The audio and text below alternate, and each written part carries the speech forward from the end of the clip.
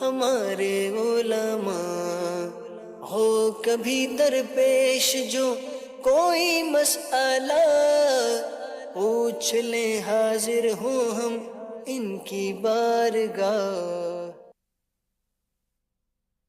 الحمد للہ رب العالمین والصلاة والسلام علی خاتم النبیین اما بعد فاعوذ باللہ من الشیطان الرجیم بسم اللہ الرحمن الرحیم الصلاة والسلام علیک یا رسول اللہ وعلی آلک واصحابک یا حبیب اللہ الصلاة والسلام علیک یا نبی اللہ وعلی آلک واصحابک یا نور اللہ. مدنی چینل کے ناظرین، پروگرام دارالفتاء اہل سنت میں آپ کو خوش آمدید کہتے ہیں، مرحبا کہتے ہیں. اللہ پاک ہم سب کو دین اسلام کے احکامات سیکھ کر سمجھ کر ان پر عمل پیرا ہونے کی توفیق عطا فرمائے. ہمارے پیارے رسول صلی اللہ تعالی علیہ وآلہ وسلم کا فرمان عظمت عالی شان ہے، ان اول الناس بی یوم القیامہ اکثرہم علیہ صلاۃ. قیامت کے دن میرے سب سے زیادہ قریب ترین وہ ہوگا جو مجھ پر کثرت سے درود پڑھتا ہوگا. صلو علی الحبیب صلی اللہ تعالی علی محمد صلی اللہ علیہ وآلہ وسلم. ناظرین اکرام، اس پروگرام میں بطور خاص آپ کے سوالات شامل کیے جاتے ہیں. نمبر آپ اسکرین پر ملاحظہ فرما رہے ہیں، ان نمبرز پر اپنے سوالات آپ بھیج سکتے ہیں. انشاءاللہ العزیز ہماری کوشش ہوگی کہ اسی پروگرام میں جو براہ راست سوالات موصول ہوں ان کے جوابات آپ تک وہ پہنچائیں. آج کے ہمارے اس پروگرام میں شامل ہیں مفتی محمد جمیل رضا عطاری صاحب، ان کو بھی خوش آمدید کہتے ہیں. کیسے مزاج گرامی آپ کے؟ الحمدللہ علی کل حال. ماشاءاللہ. بڑھتے ہیں ہمارے ناظرین کے کچھ ویڈیو سوالات بھی ہمارے پاس موجود ہیں، تو ہم دیکھتے ہیں کیا پوچھنا چاہتے ہیں. مفتی صاحب کی بارگاہ میں ایک سوال عرض ہے کہ رہائش کی نیت سے ایک پلاٹ خریدا، آبادی نہ ہونے کی صورت میں اگر اس کو بیچتے ہیں تو کیا اس پہ بھی زکوٰۃ بنتی ہے؟ جی، مال تجارت اس طور پر وہ بنے گا کہ نہیں بنے گا. اور ویسے بھی اگر پلاٹ خریدا تھا، جیسے انہوں نے کہا مکان بنانا ہے، کچھ مکان بنانے کے لیے کچھ رکھنے کے لیے ان کا ہوتا ہے، اور اس وقت کوئی مائنڈ نہیں ہے، لیکن بعد میں فل مائنڈ بن جاتا ہے کہ آپ بیچنا ہی بیچنا ہے، تو ایسی صورت میں اس اماؤنٹ پر زکوٰۃ ہوگی. بسم اللہ الرحمن الرحیم. جو ہمارے سائل محترم نے سوال کیا ہے کہ رہائش کے لیے کوئی پلاٹ خریدا تھا کہ اس کو بنا کر اس میں رہائش رکھیں گے، لیکن چونکہ وہاں آبادی نہ ہونے کی وجہ سے اب وہ وہاں سے نکلنا چاہتے ہیں اور اس پلاٹ کو بیچنا چاہتے ہیں، تو یہ پلاٹ چونکہ بیچنے کے ارادے سے نہیں خریدا گیا تھا بلکہ رہائش رکھنے کی وجہ سے اس غرض اور مقصد کو سامنے رکھ کر خریدا گیا تھا، تو یہ پلاٹ مال تجارت نہیں ہوا. اور جب مال تجارت نہیں ہے تو اس پلاٹ پر زکوٰۃ نہیں. یعنی اب اگر یہ نیت کر لیتے ہیں کہ اب ہمیں اس پلاٹ کو بیچنا ہے، تو چونکہ رہائش کے لیے خریدا تھا اور اب بیچنے کی نیت کر رہے ہیں بامر مجبوری، تو یہ پلاٹ اس طرح مال تجارت نہیں بنتا. وجہ اس کی یہ ہے کہ اموال زکوٰۃ میں سونا ہے، چاندی ہے، کرنسی ہے اور مال تجارت ہے.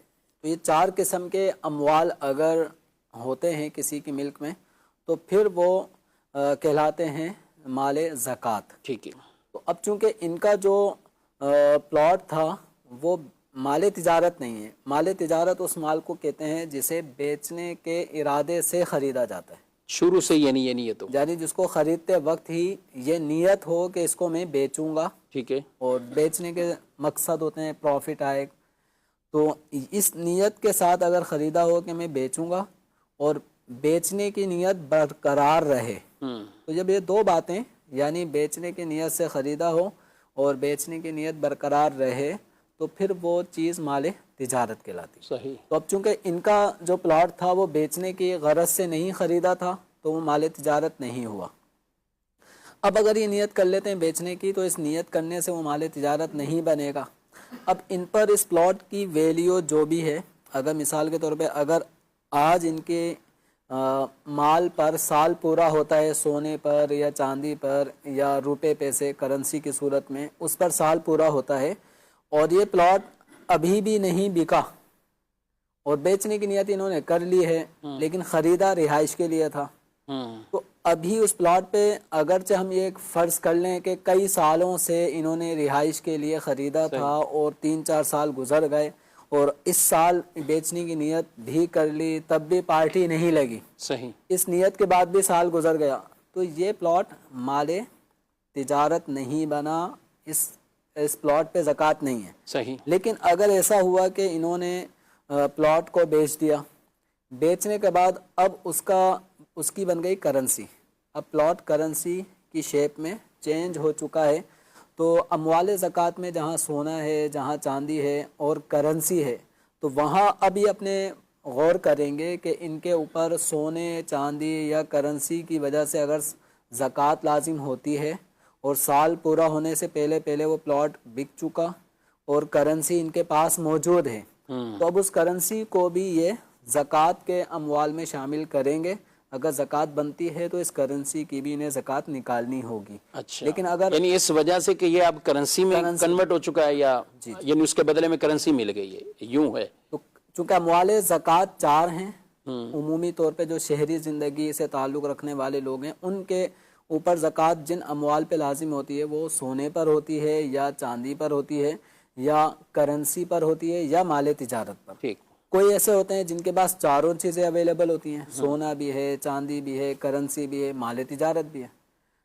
کچھ کے پاس صرف سونا ہوتا ہے, کچھ کے پاس کرنسی ہوتی ہے, کچھ کے پاس مال تجارت ہوتا ہے. تو یہ جس کی ملکیت میں جو اموال ہیں ان 4 قسم کے اموال میں سے, تو وہ دارالافتاء اہل سنت اس سلسلے میں اگر فون کرنا چاہیں تو براہ راست آپ اپنی کال ریکارڈ کروا دیجئے, یا دارالافتاء اہل سنت کے جو ہمارے جو برانچز ہیں, جہاں برانچز ہیں آپ کے شہر میں, جہاں برانچز موجود ہیں, تو وہاں پر آپ بالمشافہ مفتی صاحب سے اپنا مسئلہ ڈسکس کریں. انشاءاللہ آپ کی ملک میں جو کچھ بھی ایسے اموال ہوں گے جن پہ زکوٰۃ بنتی ہوگی, اس حوالے سے انشاءاللہ آپ کو مکمل گائیڈ کیا جائے گا. اچھا, ایک سوال ہے میسیج پر, یہ کسی نے SMS کیا ہے کہ قرض وغیرہ میرے اوپر نہیں ہے اور رقم 7 سے 8 لاکھ کے قریب ہے, سونا 2.5 تولے ہے, 2.5 تولے سونا ہے, اور مزید کیا ان پیسوں میں اور اس زیور دونوں کو ملا کر اب کیا 52.5 تولے کی چاندی کی قیمت یہ بنتی ہے کہ نہیں, یہ میرے علم میں نہیں ہے.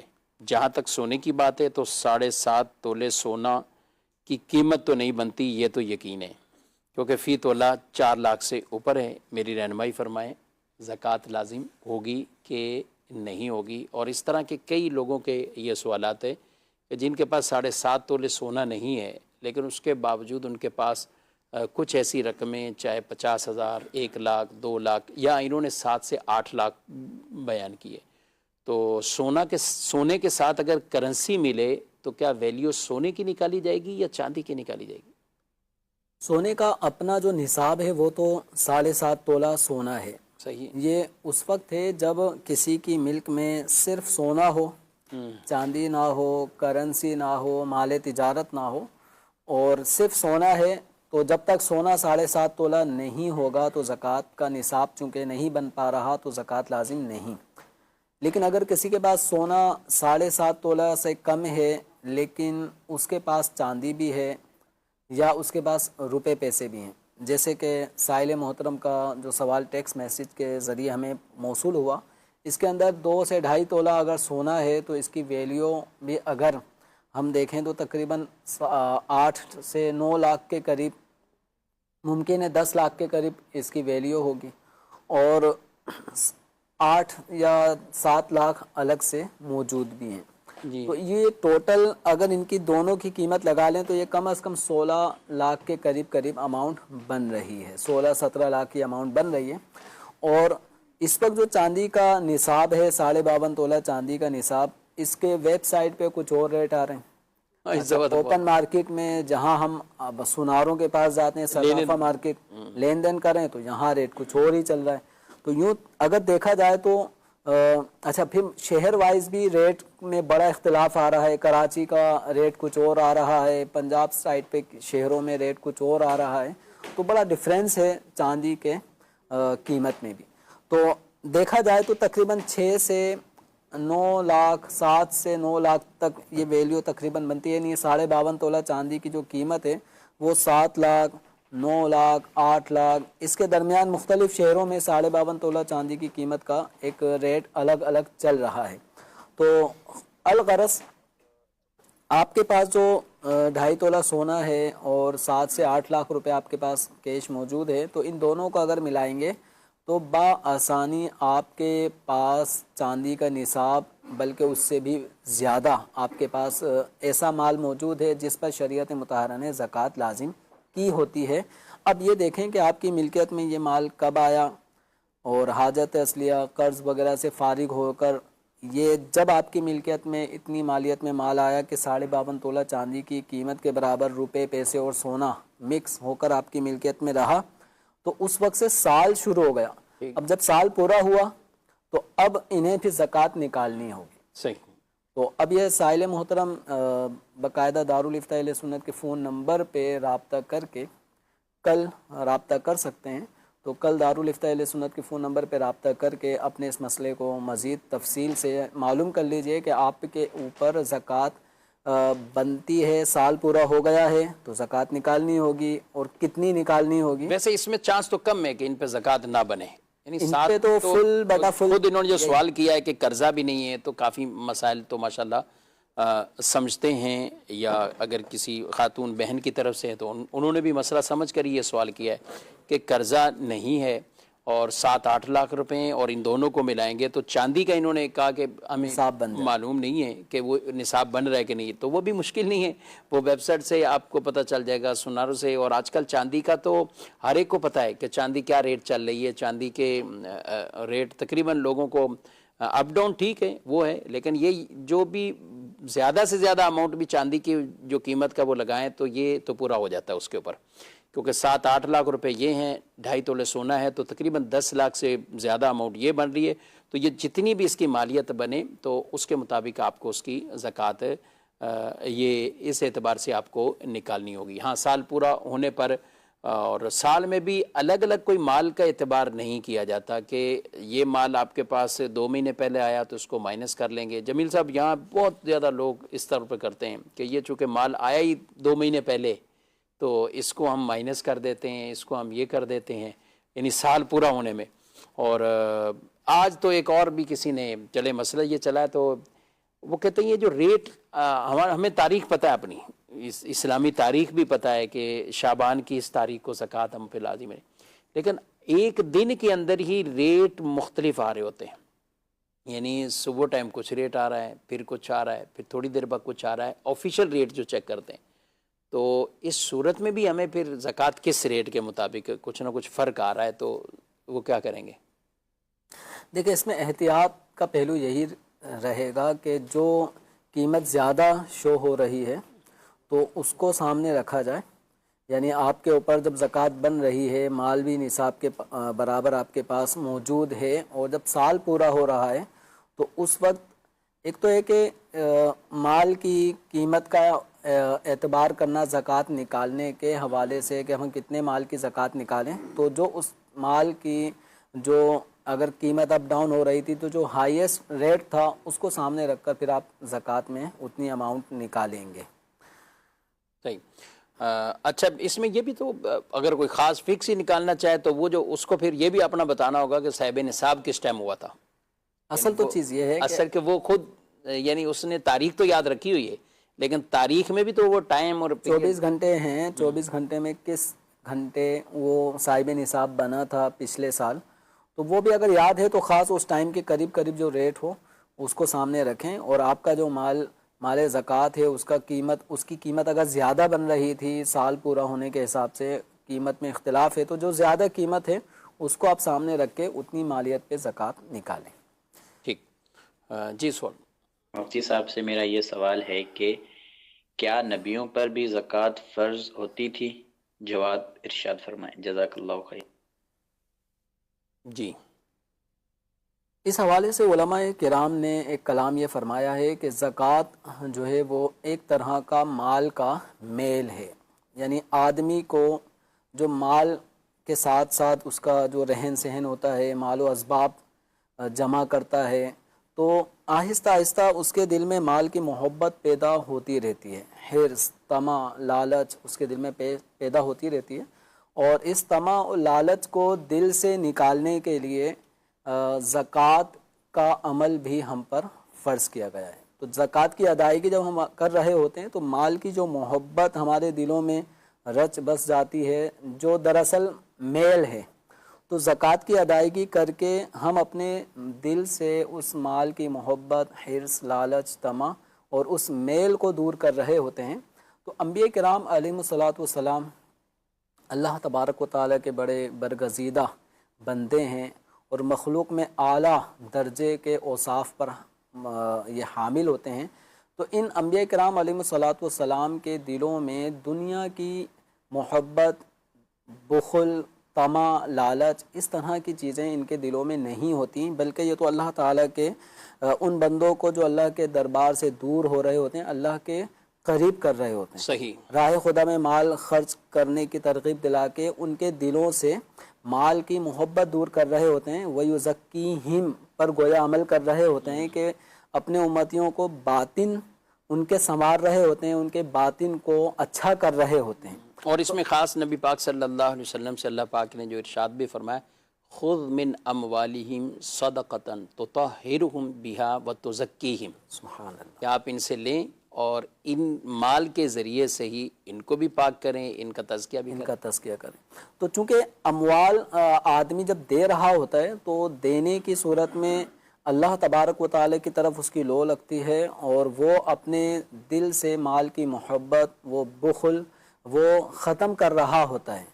تو چونکہ مال کی اپنی ایک محبت ہوتی ہے جو آدمی کو اللہ تبارک و تعالیٰ کے حقوق کی ادائیگی اور حقوق العباد کی ادائیگی سے روکتی ہے، تو اللہ تبارک و تعالیٰ نے ان مذموم اوصاف سے اپنے انبیاء کرام علیہ الصلاۃ والسلام کو محفوظ رکھا ہے کہ ان کے دلوں میں دنیاوی مال و متاع کی محبت گھر کر جائے۔ تو اللہ تعالیٰ نے ان کے اموال جو ان کے ملکیت میں ہوتے ہیں یہ اللہ تعالیٰ کی راہ میں خرچ کرتے ہی رہتے ہیں۔ زکوٰۃ ان حضرات عالیہ پر یعنی انبیاء کرام علیہ الصلاۃ والسلام پر زکوٰۃ فرض نہیں ہوتی، یہ تو اللہ تعالیٰ کی راہ میں ویسے ہی اپنا مال قربان کرتے رہتے ہیں۔ حضرت ابراہیم علیہ السلام کو دیکھیں، حضرت عیسیٰ علیہ السلام کی دنیا سے بے رغبتی کو دیکھیں، تو ان کے پاس جو کچھ ہوتا ہے یہ اس انداز سے اموال جمع نہیں کرتے کہ جس انداز سے ہم لوگ مال و متاع کو جمع کرتے ہیں، اور پھر سال بسال زکوٰۃ بھی نکال رہے ہوتے ہیں۔ تو انبیاء کرام علیہ الصلاۃ والسلام کا معاملہ ایسا نہیں ہے۔ ان کے اموال میں خلاصہ یہ ہے کہ میل ہوتا ہی نہیں ہے کہ اس کو دور کیا جائے، ان کا مال تو ویسے ہی پاک صاف ہوتا ہے اور یہ ویسے اللہ تعالیٰ کی راہ میں خرچ کرتے رہتے ہیں۔ تو یوں انبیاء پر زکوٰۃ فرض نہیں، اور ہمارے نبی صلی اللہ علیہ وآلہ وسلم پر بھی زکوٰۃ یوں فرض نہیں کہ آپ نے اسے ادا کیا، اور البتہ آپ کے پاس مال اتنا رہتا ہی نہیں تھا، بلکہ یہاں تک روایت میں ارشاد فرمایا گیا کہ ایک مرتبہ نماز پڑھائی اور نماز پڑھا کر فوراً آپ تشریف لے کر گئے اور پھر واپسی آ گئے۔ جب صحابہ کرام علیہم رضوان نے عرض کی کہ حضور علیہ السلام کی بارگاہ میں کہ آپ گئے اور پھر آ گئے، تو فرمایا کہ کوئی گھر کے اندر تھوڑا سا وہ سونے کا وہ ٹکڑا وہ موجود تھا، اور یہ پسند نہیں مجھے کہ ایک نماز کا وقت گزر جائے، ایک نماز کا وقت گزر جائے اور وہ اسی طرح موجود رہے۔ تو یہ توجیہ ہے، اور اس کے علاوہ بھی اور یعنی خرچ کرنا۔ پھر رمضان شریف میں نبی پاک علیہ السلام کی سخاوت تو تیز چلنے والی ہوا آندھی سے بھی تیز ہو جایا کرتی تھی سخاوت۔ کیوں؟ کیونکہ آپ جبریل امین سے ملاقات کرتے تھے اور جبریل آپ کو قرآن سناتے، آپ علیہ السلام جبریل کو قرآن سناتے، یوں آپ صلی اللہ علیہ وسلم رمضان میں آپ کی سخاوت اور تیز ہوتی۔ ایک اور توجیہ جمیل صاحب اسی پر شارحین نے جو بیان فرمائی کہ نبی پاک صلی اللہ علیہ وسلم دیگر انبیاء بھی کہ وہ مال جو اللہ تعالیٰ نے انہیں عطا فرمایا ہے تو یوں ان کی اس اعتبار سے ملکیت میں ہی نہیں داخل فرمایا، مال استعمال کریں جیسا چاہیں، خرچ کریں جیسا چاہیں یوں، لیکن جو ملکیت کے اعتبار سے ہوتا ہے اس اعتبار سے نہیں، بلکہ استعمال اور امانت کے اعتبار سے۔ اور یہی وجہ ہے کہ انبیاء کرام علیہ السلام کے مال میں وراثت جاری نہیں، کہ وہ جو کچھ چھوڑیں گے وہ صدقہ ہے، تو جو چھوڑیں گے وہ صدقہ ہے، تو مال میں وراثت ہی نہیں ہے، اور وہ مال بطور استعمال کے لیے ہے، اور وہ جہاں چاہیں خرچ کرتے رہیں۔ اور یہ بھی رسول اللہ صلی اللہ علیہ وسلم کی مبارک زندگی ہم دیکھیں، ازواج مطہرات کی زندگی دیکھیں، اور حضرات اہل بیت اطہار رضی اللہ تعالی عنہم، ان کی زندگیوں کو دیکھیں تو یہ وصف خاص ان کے اندر کہ سخاوت بہت زیادہ، سخاوت بہت زیادہ، بلکہ اتنی سخاوت کریں کہ وہ کنیز نے جب پوچھا اماں عائشہ صدیقہ رضی اللہ تعالیٰ عنہ سے کہ آپ نے اتنا کچھ آج تقسیم کر دیا، تو اس طرح توجہ ہی نہیں رہی کہ خود بھی روزہ ہے اور اس کے افطار کے لیے بھی کچھ انتظام کرنا ہے، اس طرح متوجہ ہی نہیں ہوئی۔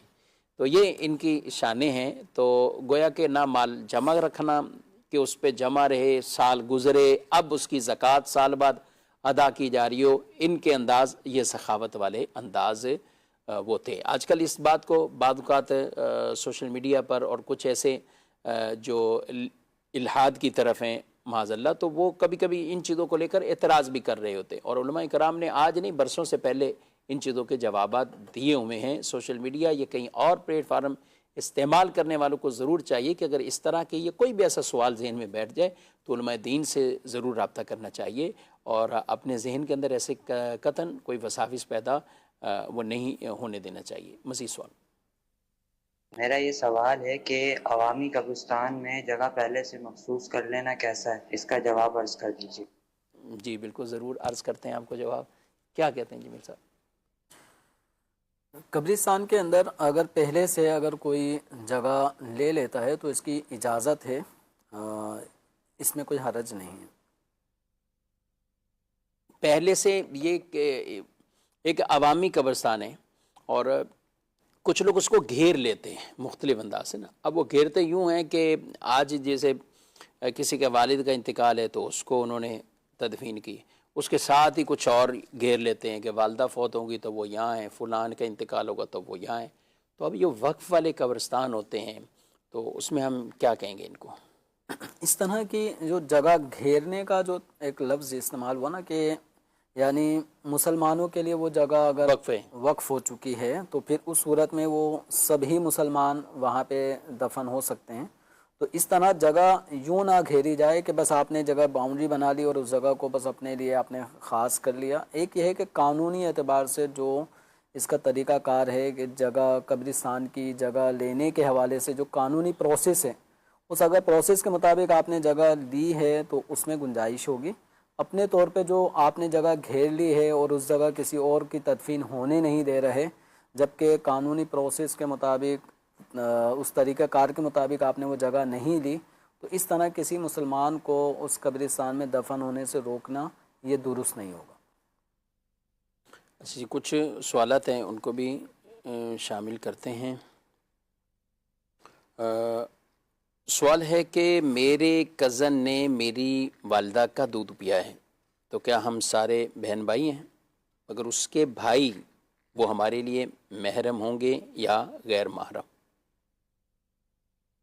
اب ان کے کسی کزن نے ان کی والدہ کا دودھ پیا ہے، مثال کے طور پہ وہ کزن اگر لڑکا ہے، یعنی خالہ کا لڑکا تھا جس نے سائل محترم سوال جن کا ہوا کہ ان کی والدہ کا اس نے دودھ پیا ہے، تو خالہ کا وہ لڑکا وہ آپ کی والدہ کا دودھ پینے کی وجہ سے اگر اس نے 2.5 سال کی عمر کے اندر دودھ پی لیا ہے تو وہ آپ کی والدہ کا رضاعی بیٹا بن گیا۔ رضاعی بیٹا بننے کا مطلب یہ ہوا کہ اب آپ کے جتنے بھی بہن بھائی ہیں سب اس کے رضاعی بھائی بہن بن گئے۔ اس کزن سے آپ کی کسی بھی بہن کا نکاح نہیں ہو سکتا، کیونکہ جس طرح سگی بہن بھائیوں کا آپس میں نکاح نہیں ہو سکتا تو ایسے رضاعی بہن بھائیوں کا بھی نکاح نہیں ہو سکتا۔ البتہ آپ کے جو کزن کے جو اپنے بہن بھائی ہیں جنہوں نے آپ کی والدہ کا دودھ نہیں پیا اور آپ میں سے بھی کسی نے اپنی خالہ کا دودھ نہیں پیا تو وہ آپس میں یہ غیر محرم ہے۔ یہ کزن ہی رہیں گے، کزن ہیں جو نارمل غیر محرم کزن ہوتے ہیں، اسی طرح رہیں گے۔ تو یہاں اگر شادی کی صورت بنتی ہے تو آپ کے بہن بھائیوں کا نکاح آپ کی خالہ کے بہن بھائیوں سے ہو سکتا ہے سوائے اس لڑکے کے جس لڑکے نے آپ کی والدہ کا دودھ پیا تھا، یعنی وہ رضاعی بھائی ہے۔ اگر وہ لڑکی تھی خالہ کی لڑکی جس نے دودھ پیا تھا آپ کی والدہ کا تو وہ رضاعی بہن ہے۔ اس کے علاوہ بقیہ جو اس سے بڑی عمر کے چھوٹی عمر کے جو بھی بہن بھائی ہیں جنہوں نے آپ کی خالہ کا دودھ نہیں پیا تو ان کے ساتھ نکاح کرنا بھی جائز ہوگا۔ ٹھیک ہے، اور جو وہ کزن ہیں ان کا ان کی والدہ کی اور ان سے جو بھی اولاد ہیں ان کے سارے بہن بھائی ہیں، ان سے رضاعت کا رشتہ ثابت ہو گیا۔ کا رشتہ ثابت۔ اچھا، لوگ یہاں بھی سمجھتے ہیں کہ جس بچے نے جس لڑکی کے ساتھ مل کر دودھ پیا، یعنی ادھر بھی کوئی بچی اس وقت بالفرض 2 سال کی یا اس سے کم عمر کی ہے اور ادھر سے لڑکے نے دودھ پی لیا، تو وہ کہتے ہیں اس کے ساتھ تو نہیں ہوگا. اب اس سے پہلے کی ان کی کوئی بیٹی ہے یا بعد کی بیٹی اس طرح کوئی ہے تو وہ اس میں ہو سکتا ہے. رشتہ رضاعت کہلاتا ہے یہ، را ضاد الف عین اور تا. تو رشتہ رضاعت کے حوالے سے ایسا کوئی فرق نہیں ہے کہ دودھ پینے کا زمانہ ایک ہوگا تو رشتہ رضاعت کا ثابت ہوگا، حرمت ثابت ہوگی، اور اگر دودھ پینے کا زمانہ ایک نہیں ہے تو حرمت رضاعت ثابت نہ ہو، ایسا نہیں ہے. جس طرح سگے بہن بھائیوں کو چاہے وہ جڑواں بہن بھائی ہوں وہ ایک دوسرے کے لیے حرام ہوتے ہیں، اسی طرح چھوٹی بہن، بڑی بہن، سگے بہن بھائی جس طرح اس کے اندر عمر کا کوئی ڈیفرنس نہیں ہے ایک دوسرے کے لیے رشتہ حرمت کے اعتبار سے، تو اسی طرح رشتہ رضاعت کے اعتبار سے، حرمت رضاعت کے اعتبار سے بھی ایسا کوئی فرق نہیں ہے. حدیث مبارکہ میں فرمایا گیا ہے کہ جو خواتین جو رشتے نسب کی وجہ سے حرام ہوتے ہیں وہ سارے رشتے، وہ ساری خواتین رضاعت کی وجہ سے بھی حرام ہوتی ہیں. ٹھیک. تو نسب کے اعتبار سے جڑواں ہونے کو نہیں دیکھا جاتا، چھوٹی بڑی بہنیں سب محرم ہوتی ہیں. تو اسی طرح رضاعت کے معاملے میں بھی دودھ پینے کے زمانے میں اگر کوئی بچی بھی تھی تو وہ بھی جس طرح حرام ہے. دودھ پلانے والی لڑکی، عورت کی جو بیٹی اس دودھ پینے کے زمانے میں اس کے ساتھ دودھ پی رہی تھی وہ بھی حرام ہے، اور اس سے پہلے یا اس کے بعد میں جو بچیاں ہوں گی وہ بھی دودھ پینے والے بچے پر حرام ہوں گی. تو اس حوالے سے ایک بڑی تعداد ہے شفیق صاحب جو شرعی مسائل میں اس حوالے سے بڑا جو ہے وہ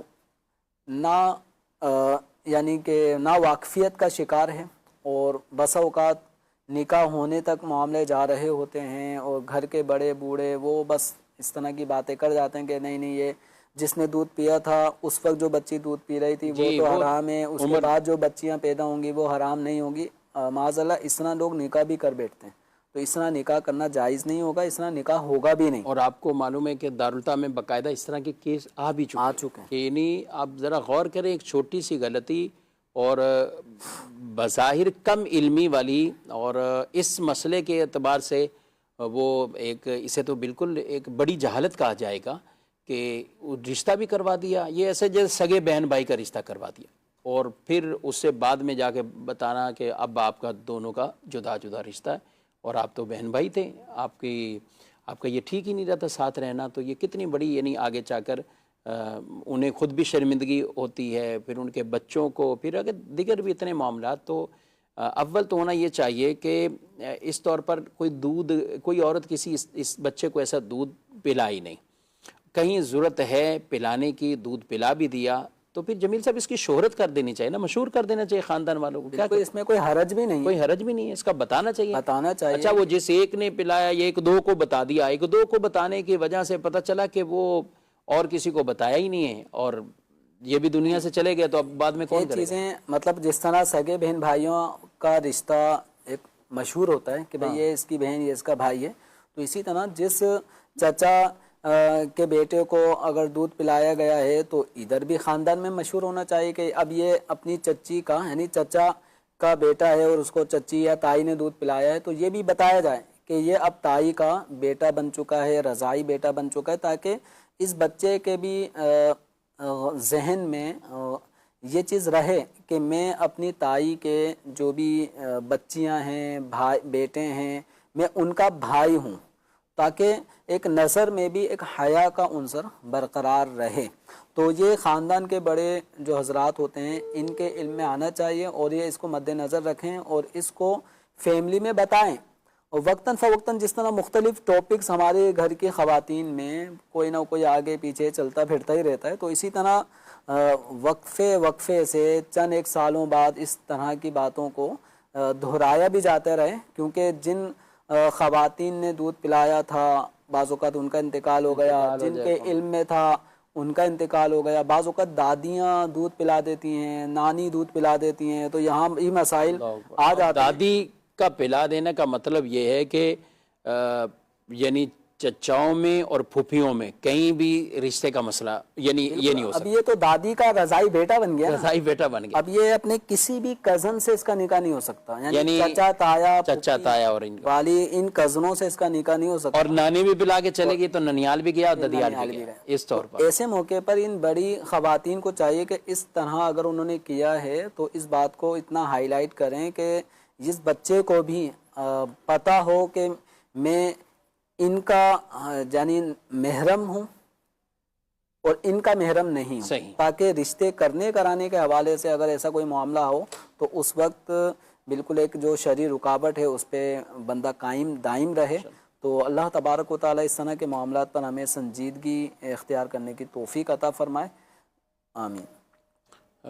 ایک اور بھی سوال اسی تک, بھتیجی کی اولادیں بھی وہ محرم کہلاتی ہیں, کیا کہلاتی ہیں بھتیجی کی اولادیں؟ بھتیجی بھانجی جی, یہ چونکہ محرمات عورتوں میں سے ہیں تو ان کی جو اولادیں ہوں گی نا, بھتیجی کی جو اولاد ہے, بھانجی کی جو اولادیں ہیں, یہ سب اولادیں بھی محرم ہوتی ہیں. صحیح. یعنی بھتیجی کے لیے چچا محرم ہے, صحیح. تو بھتیجی کی اولاد کے لیے بھی یہ چچا, اب وہ دادا چچا ہمارے یہاں پہ اس طرح کے رشتے میں وہ کہلاتے ہیں, تو یہ محرم ہوں گے. اور وہ بھتیجی کی اولاد جن کو اب آپ کہیں کہ نواسی کہیں یا جو بھی کہیں, تو اس انداز سے یعنی نانا چچا نانا یوں کر کے ایک لقب بن جاتا ہے. تو یہ سب رشتے حرمت والے ہوتے ہیں. تو جو بہن ہیں, پھوپھیاں, خالہ, بھتیجی, بھانجی, تو یہ حرمت والی عورتوں میں شامل ہیں. اسی طرح جو خواتین ہیں ان کو باقاعدہ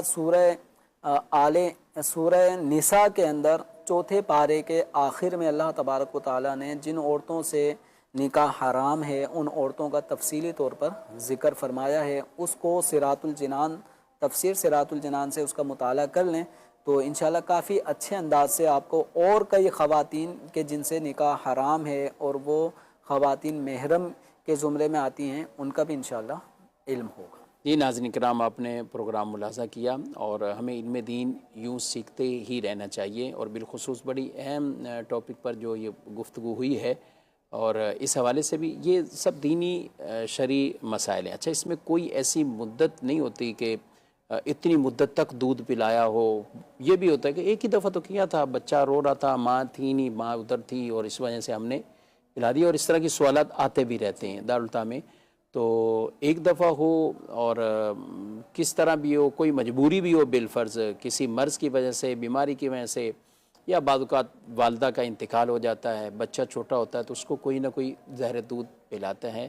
تو ان خواتین کو, اس خاندان والوں کو چاہیے کہ اس چیز کو بھی باقاعدہ مشہور کر دیں اور پوچھ لیں گے تو کئی طرح کی غلط فہمیاں بھی دور ہوں گی اور کئی غلطیوں میں بھی ہم نہیں پڑیں گے. اللہ پاک ہم سب کو علم نافع عطا فرمائے اور جو علم دین سیکھیں اس پر عمل کرنے کی توفیق عطا فرمائے. پروگرام کا وقت اپنے اختتام کو پہنچا ہے, آپ سے اجازت چاہتے ہیں. فی امان اللہ. ہادیو رہنما ہمارے علماء, ہو کبھی درپیش جو کوئی مسئلہ, پوچھ لیں حاضر ہوں ہم ان کی بارگاہ.